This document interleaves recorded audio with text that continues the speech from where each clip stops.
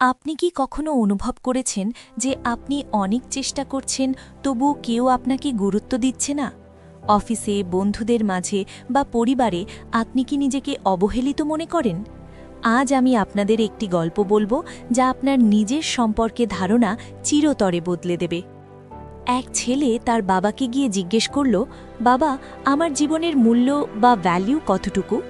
বাবা কিছু না বলে তাকে একটি সুন্দর কিন্তু সাধারণ পাথর দিয়ে বললেন, এই পাথরটি নিয়ে বাজারে যাও। কেউ দাম জিজ্ঞেস করলে কিছু বলবে না, শুধু 2 আঙুল তুলবে।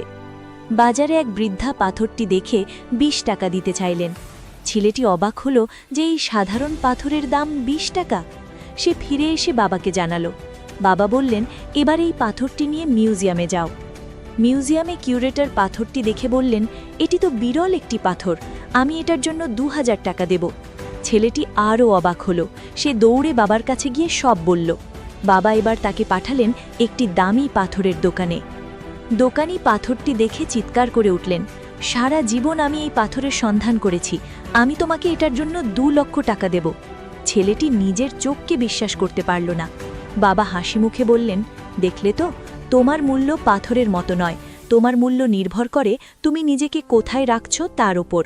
তুমি যদি 20 টাকার মানুষের ভিড়ে থাকো তবে তোমার মূল্য 20 টাকাই হবে, আর যদি জহুরির সন্ধানে থাকো তবে তুমি হবে অমূল্য। 1. সঠিক পরিবেশ নির্বাচন করুন, আপনাকে যারা ছোট করে দেখে তাদের সঙ্গ ত্যাগ করুন। 2. দক্ষতা অর্জন, স্কিল আপ, আপনার জ্ঞান এবং দক্ষতা যত বাড়বে আপনার চাহিদাও তত বাড়বে। 3. না বলতে শিখুন, সব কাজে হ্যাঁ বললে লোকে আপনাকে সস্তা মনে করবে। 4. নিজের যত্ন নিন, আপনার পোশাক, কথা বলার ধরন এবং আত্মবিশ্বাস আপনার ভ্যালু প্রকাশ করে। ভিডিওটি ভালো লাগলে লাইক দিন এবং আপনার প্রিয়জনকে শেয়ার করে তাদের মূল্য মনে করিয়ে দিন। সাবস্ক্রাইব করতে ভুলবেন না।